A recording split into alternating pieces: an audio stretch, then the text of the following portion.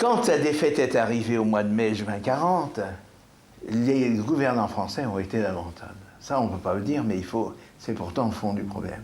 Les gouvernants français et l'administration française ont été complètement défaillantes, mais à 100%. À 100%. C'est-à-dire que la population est partie en exode sur les routes, en guise à la famine, au bombardement, déjà au premier trafic de marché noir. Je crois qu'il y a des paysans qui ont vendu de l'eau. Hein? De l'eau? De l'eau, oui. De l'eau aux gens qui traînaient sur les routes, oui, de l'eau. Et d'autre part, il n'y avait rien. Moi, j'étais dans le Loiret avec ma sœur. Ma sœur était institutrice, repliée dans le Loiret, puisque comme nous étions dans le 10e arrondissement, le département de repli du 10e était le Loiret. Bref, ma sœur était institutrice, mon futur beau-frère il était médecin. Bon.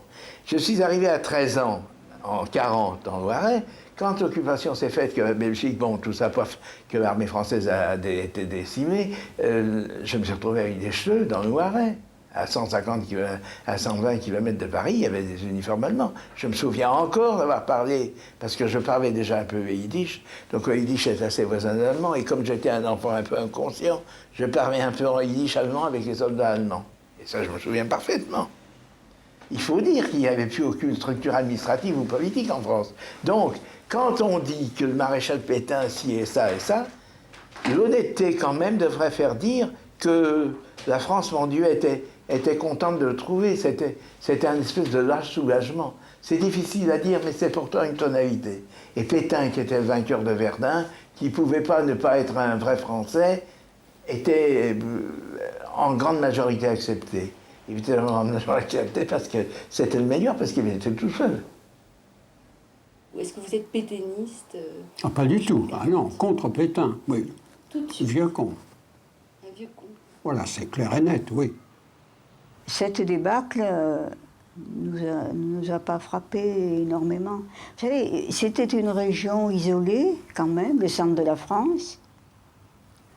Bon, on a connu l'appel du 18 juin, mais ça n'a pas eu, dans la région, un grand retentissement, je ne crois pas.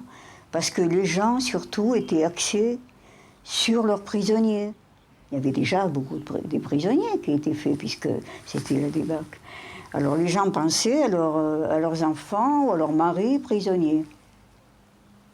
On pensait à ça, surtout. Disons que sur le plan politique, on ne faisait pas beaucoup de commentaires.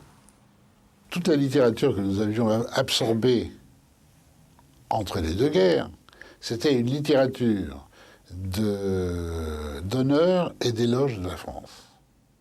Alors, ce qui nous semblait bizarre, c'est que le type qui était considéré comme un héros, c'est-à-dire le maréchal Pétain, puisse accepter d'aller serrer la main d'Hitler. Puisse accepter que l'armistice se déroule dans l'endroit où les Allemands avaient...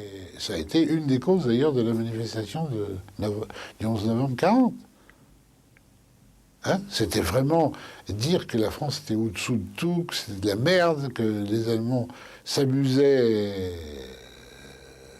C'était des choses qui nous semblaient impossibles. On savait très bien, nous, ce qui se passait en Allemagne. On savait qu'il y avait des camps. Les communistes allemands qui s'opposaient, et les communistes et les autres, puisqu'il n'y avait pas que les communistes, qui s'opposaient à l'hitlérisme. Et ils étaient arrêtés et mis dans des camps de concentration. On le savait que ça existait déjà. On savait, pour avoir lu Mein Kampf, que les Juifs étaient susceptibles d'être arrêtés et déportés. C'était dans la politique